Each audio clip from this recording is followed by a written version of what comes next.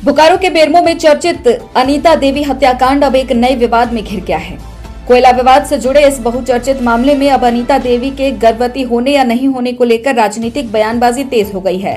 कांग्रेस और भाजपा आमने सामने हैं और दोनों दल एक दूसरे के दावों पर सवाल उठा रहे हैं। भाजपा जिला अध्यक्ष डॉक्टर सुरेंद्र राज ने दावा किया कि पोस्टमार्टम रिपोर्ट में गर्भावस्था का उल्लेख नहीं है और पूरे मामले की उच्च स्तरीय जांच होनी चाहिए। वहीं कांग्रेस पहले ही भाजपा सांसद ढुल्लू महतो के उस बयान पर सवाल उठा चुकी है जिसमें उन्होंने अनीता देवी को 4 महीने की गर्भवती बताया था। इधर मृतका के पति लगातार अपनी पत्नी के गर्भवती होने का दावा कर रहे हैं।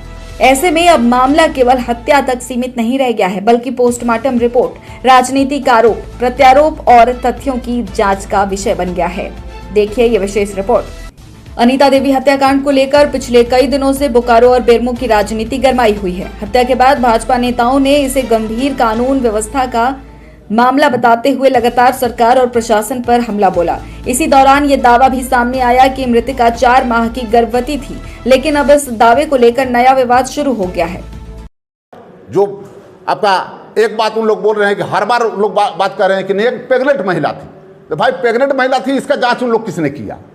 क्या वो अपने डॉक्टर हैं? क्या सांसद, माननीय सांसद डॉक्टर हैं और उनके पास क्या पहले रिपोर्ट लेने गई थी क्या वो महिला कि हम प्रेग्नेंट हैं?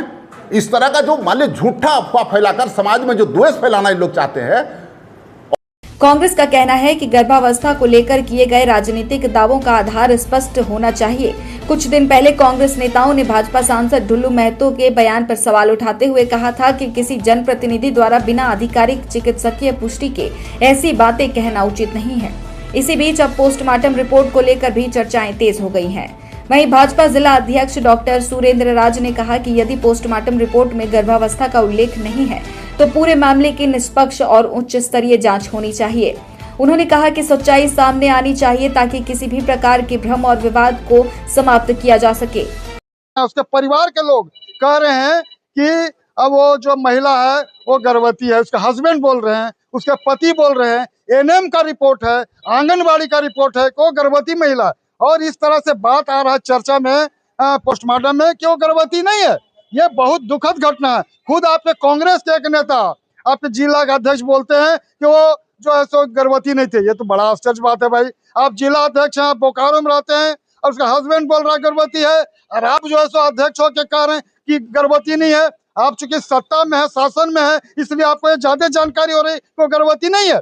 हम ये कहना चाहते हैं कि ये सब जो प्रक्रिया हो रहा है, ये चिकित्सा प्रक्रिया हो रहा है, इसमें संदेह के घेरे में है, इसलिए इसका उच्च स्तरीय जांच की मांग हम लोगों ने उपाय से किया है और इसका जो है सो माने न्यायिक जांच होना चाहिए। ये हम इनसे अनुरोध किए हैं और हमारे उपायुक्त महोदय ने आश्वस्त किया है कि इसका जो है सो जो भी बिंदु है सारी चीजों पर जो है सो निष्पक्ष रूप से जांच होगा और इसका एसआईटी गठन भी किया गया है इसके लिए, सारे चीजों के लिए, और इसका जो है सो निष्पक्ष जांच होगा। दूसरी ओर मृतका के पति लगातार ये दावा कर रहे हैं कि उनकी पत्नी गर्भवती थी।